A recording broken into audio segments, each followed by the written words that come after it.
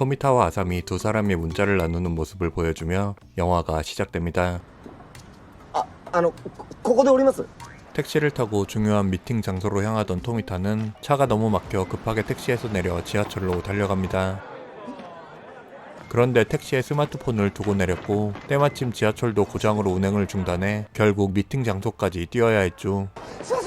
富田、お前なんで電話出ないんだよ。スマホタクシーに保険ついちゃう。 그리고 도미타에게 답장이 없자 전화를 걸어본 아사미는 낯선 남자의 목소리를 듣게 됩니다. 富田君稲葉あさみさん、すいません、スマホの画面にあなたの名前が出てたもんでタクシーの中で拾ったというか考え事しててうっかり持ってきちゃったんです。失礼ですけど今はどちらに？ 미팅을 성공적으로 끝내고 회사로 복귀한 토미타.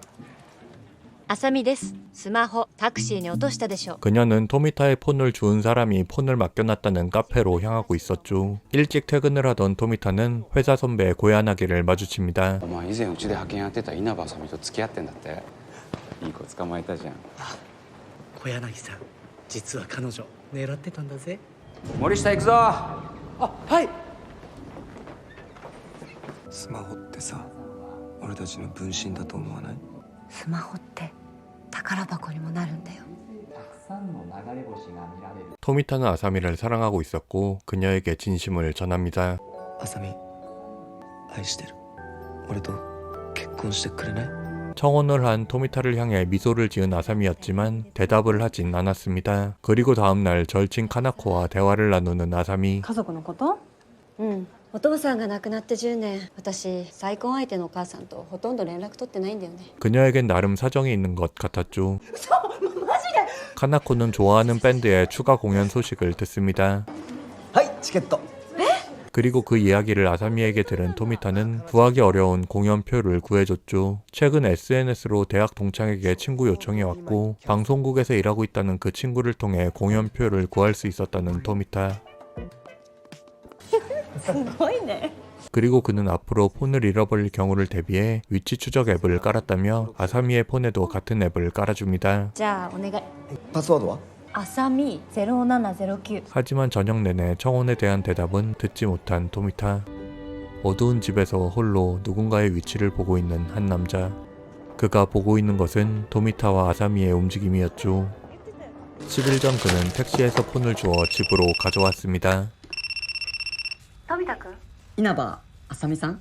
그는 토미타의 폰을 돌려주었지만 순순히 돌려준 것이 아니었죠. 토미타는 너무도 단순한 비밀번호를 쓰고 있었고 그는 토미타의 폰에 있는 모든 데이터를 복사했습니다. 게다가 카페에 폰을 맡긴 뒤 아사미의 모습도 확인했죠. 어느 야산에서는 땅속에 묻혀있던 시신이 발견되어 경찰의 조사가 시작되었습니다. 髪の毛が切り取られてる。 水島さん、また遺体が見つかりました。 신원을 확인할 수 없는 두 여성의 시체에선 머리카락이 잘려나가 있었죠. まさか二人も殺してたので。二人だけで済んでりゃいいけどな。 시신은 두 구뿐이 아니었습니다. 인근을 수색한 경찰은 총 5구의 시체를 발견했죠. 5구 모두 흉기로 복부를 찌른 치명상이 사인이었고 머리카락이 잘려나가 있었습니다. 그리고 모두 전라로 발견되어 신원을 알 수 있는 유류품이 전혀 발견되지 않았죠. お前以前 IT 系の会社に勤めてたんだって？はい、プログラマーをやってました。 형사 부스지마와 신입 경찰 카가야는 한 팀으로 수사에 투입됩니다. 점심을 먹으며 SNS 소셜북에 사진을 올리던 카나코는 아사미에게도 소셜북을 하라고 부추깁니다. 가입만 해뒀던 아사미가 사진을 올리자 여러 사람에게 친구 요청이 들어왔죠. 두 사람은 지인인 IT 보안 전문가 도베의 웃긴 개구리 프로필도 보게 됩니다. 竹井さんからだ。やっぱ知り合いなんじゃん。 의문의 남자는 토미타의 폰에 있던 데이터를 복제한 것뿐만 아니라 실시간으로 그의 폰을 들여다보고 있었습니다. 토미타의 카드 정보까지 알아낸 그는 인터넷에서 고액을 결제했죠. 그리고 그 사실을 토미타도 금방 알게 됩니다. 何かあったの？クレジットカードの明細見たらさ、また覚えのない家電や腕時計の請求が来ててさ。まさかカード詐欺？被害額は50万くらい。 50万？ つかどこで暗証番号漏れたんだろう。 소셜북으로 연락이 왔던 토미타의 선배 고야나기는 계속해서 아사미에게 연락을 해옵니다. 함께 일했을 때 좋은 기억이 있었기에 아사미도 그의 연락을 마다하지 않았죠. 하지만 타케이라는 남자를 보고는 얼굴을 굳히는 아사미. 경찰은 죽은 피해자 중 한 명이 유흥업소에서 일하던 여성이었다는 것을 찾아냅니다. あんさとことはたまにメールのやり取りはしてるけど 두 사람은 피해 여성의 모친을 찾아갑니다. 딸에게 별 관심이 없어 보이는 그녀는 딸에게 가끔 문자가 오고 얼마 전엔 음성 메시지도 받았다고 말합니다. 죽은 피해자에게 온 음성 메시지가 수상쩍었던 카가야는 음성 메시지 분석을 맡겼고 그것이 가짜라는 것을 발견했습니다. この声は本人の肉声をもとに作られた疑似音声です 피해자들은 긴 머리카락에 집착을 보이는 의문의 살인범에게 무참히 죽임을 당했습니다. 수사 보고를 하는 카가야, 그는 범인이 살인 사실을 숨기기 위해 피해자의 가족들에게 계속 연락을 취하고 있을 것이라고 말합니다. 그리고 범인은 의도적으로 가족 관계가 취약한 피해자들을 골랐고 가족들은 피해자들에게 관심이 없어 실종 신고조차 하고 있지 않을 거라 예상했죠. 고야나기에겐 연락이 계속 왔고 아사미도 소셜북을 꾸준히 쓰게 됩니다. 그러다 갑자기 보안 경고 때문에 암호를 바꾸게 된 아사미. 그런데 바뀐 비밀번호가 의문의 남자의 모니터에 그대로 보여지고 있었죠. 그리고 다음날 아사미는 누군가로부터 토미타가 어떤 여성과 있는 사진을 전달받습니다. 誰かがいきなり送りつけてきたのよ。この人誰？その子は俺の教え子の天城千尋ちゃん。その写真はその子のお姉ちゃんの結婚式の時に撮った写真。それに俺結婚式で会ってから彼女と連絡すら取ってないんだよ。 오해로 벌어졌던 다툼은 두 사람의 웃음으로 끝을 맺습니다. あさみさん、デートの返事いつもらえますか？ 계속 연락이 오는 고야나기에게 거절의 메시지를 보내는 아사미. 그런데 그날 저녁 카나코를 만나러 나갔다가 뜻밖의 불편한 인물을 마주합니다. おお、武井さん。 아사미를 보고 미소 짓는 타케이. 彼女たち席どうぞ。 카나코는 두 사람의 관계를 몰랐고 어쩌다 보니 아사미와 타케이 두 사람은 둘만의 시간을 갖게 됩니다. あさみちゃんは結婚は？じゃあ俺立候補しちゃおっかな。もしかしてミナオちゃんのこと気にしてんの？ミナオちゃんと一緒に住んでたんだよね。でもなんで彼女自殺なんかしたの？あさみちゃん。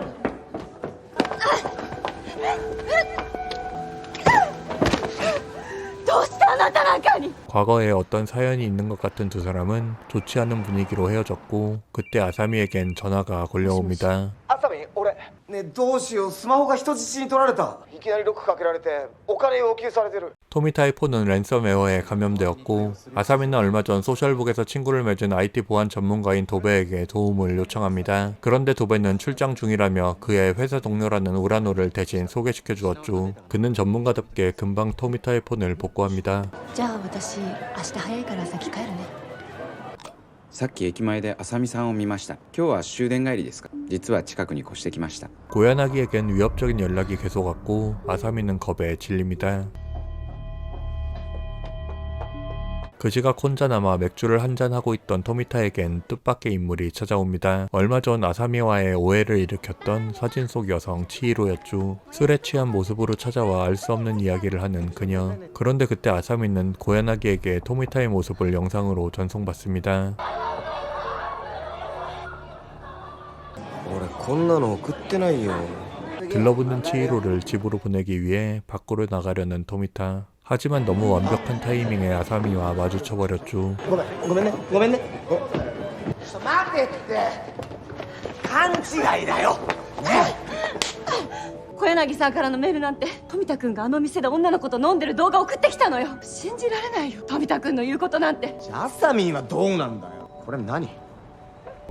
なんで？さっきいきなり送られてきた。誰だよこいつ。大学の時の先輩。手伝って向こうが無理やり。俺の話は信じないくせに自分の話は信じろっていうの。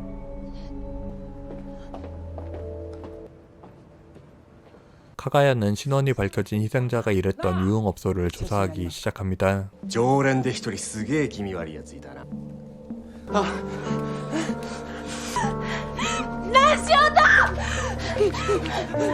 そういえば眉と連絡取れなくなったの確かその直後だった。 긴 생머리 남자는 이번엔 타케이의 계정까지 접속하는데 성공합니다. 그리고 타케이의 은밀한 사진첩을 엿보기 시작했죠. 그는 여자들의 사진을 하나하나 살펴봅니다. 그런데 미나유라는 여성의 사진을 유심히 보던 그는 아사미와 그녀의 사진을 비교해봅니다. 그러더니 갑자기 그녀의 이름을 검색하기 시작했고 미나요가 큰 빚을 지고 자살했다는 기사를 찾아냈죠. 그리고 다음날 저녁 浅見さんの恥ずかしい写真を持っています。今からこれをソーシャルブックに投稿します。 자신의 노출 사진을 소셜북에 올리겠다는 협박을 받은 아삼이 곧바로 소셜북을 확인해보려 했지만 비밀번호가 틀렸다며 로그인이 되지 않습니다. 그리고 그때 수신불명의 전화가 걸려왔죠. 浅見ちゃんひどいじゃないか。ソーシャルブックのあの画像早く削除してよ。ソーシャルブックの画像って何ですか？とぼけるのもいい加減にしろ。でなきゃ法的手段を取らせてもらうからね。 아사미는 카나코에게 자신이 한 짓이 아니라고 설명하며 도움을 요청합니다. 하지만 카나코도 해결책을 줄 순 없었죠.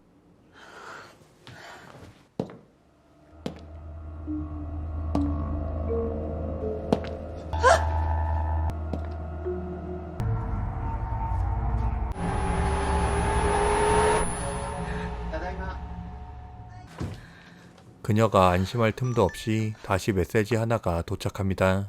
이번엔 거액의 금전을 요구하는 협박이었죠. 아사미는 곧바로 토미타를 도와줬던 IT 보안업체 직원 우라노를 만납니다. 確か1ヶ月前富田さんがスマホを落としたとおっしゃってましたよね。 모든 것이 토미타의 폰을 주었던 사람이 벌인 짓이라고 말하는 우라노. 犯人はなんでそんなめんどくさいこと。稲葉さん、あなたです。稲葉さんの写真を見て興味を持ったというか魅力を感じたんだと思います。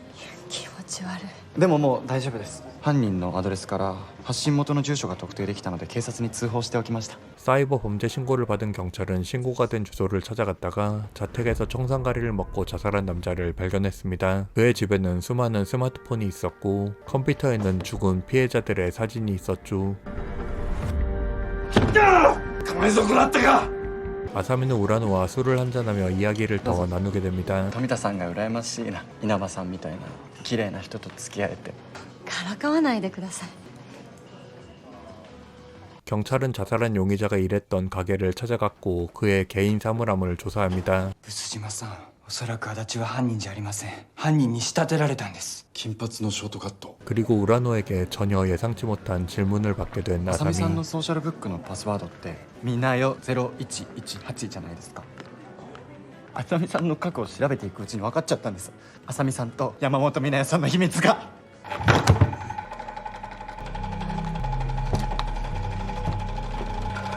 카가야는 프로그래머였던 옛 실력을 살려 용의자를 신고한 메일을 역추적하기 시작합니다.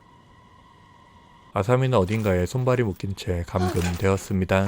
우라노가 긴 머리 남자였던 것이었죠. 心配しないで、会社の方には風邪で病欠するってメールしておきましたから思った通りに。 우라노는 택시를 탔다가 토미타의 스마트폰을 주었습니다. 그리고 토미타의 연인인 긴 생머리의 아사미를 보고 그녀에게 관심을 갖게 되었죠.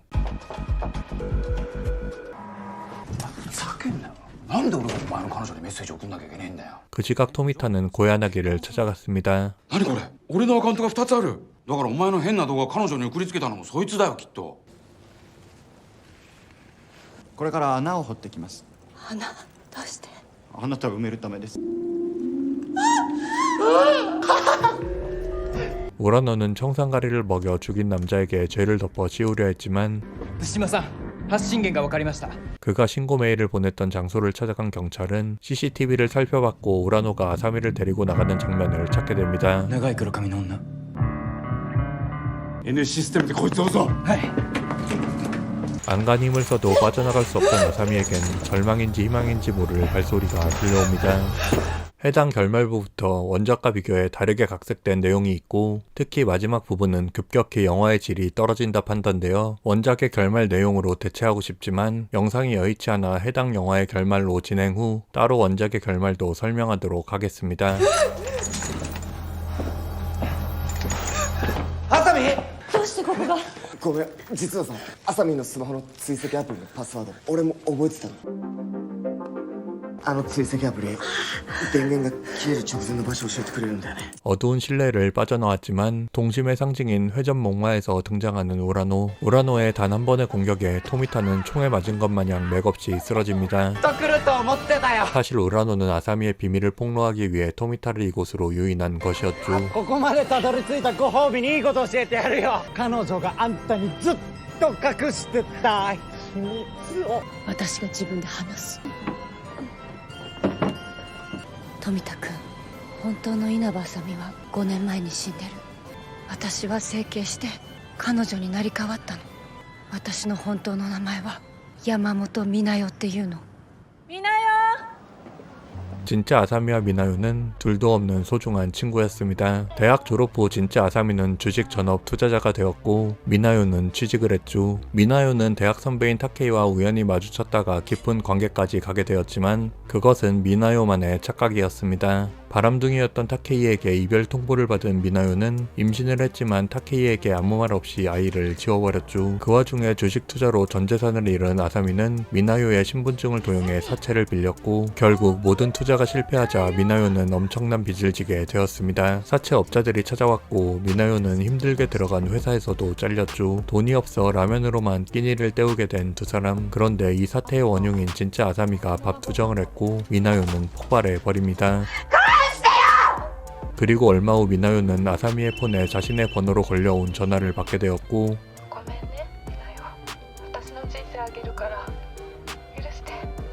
今どこにいるの？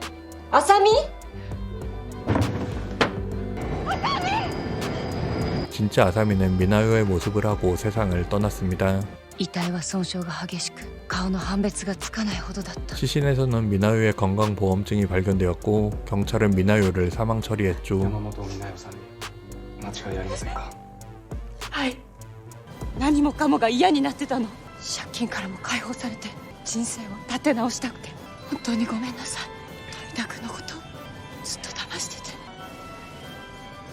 どうして私が山本美奈代だって気づいたの？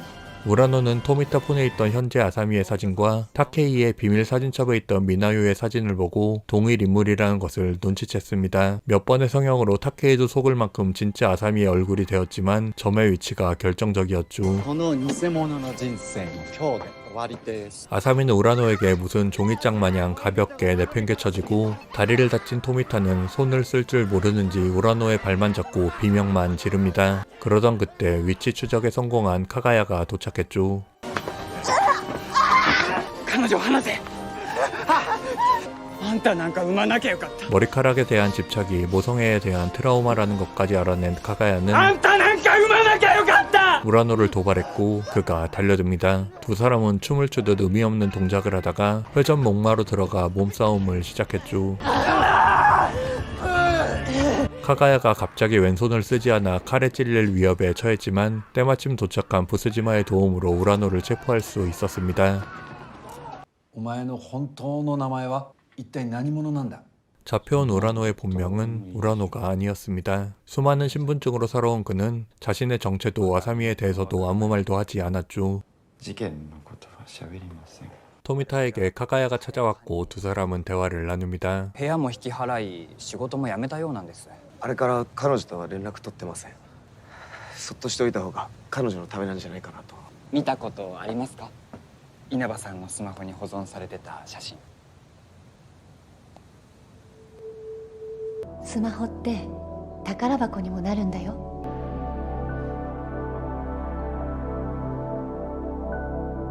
太陽が爆発して太陽系に終わりが来てもどうして？ここに来たら会えるような気がして。ハサミが誰だろうと俺には関係ない。俺と一緒に生きよう。新しい戸籍でやり直そう。さっきの答え、私も富田君と一緒にいたい。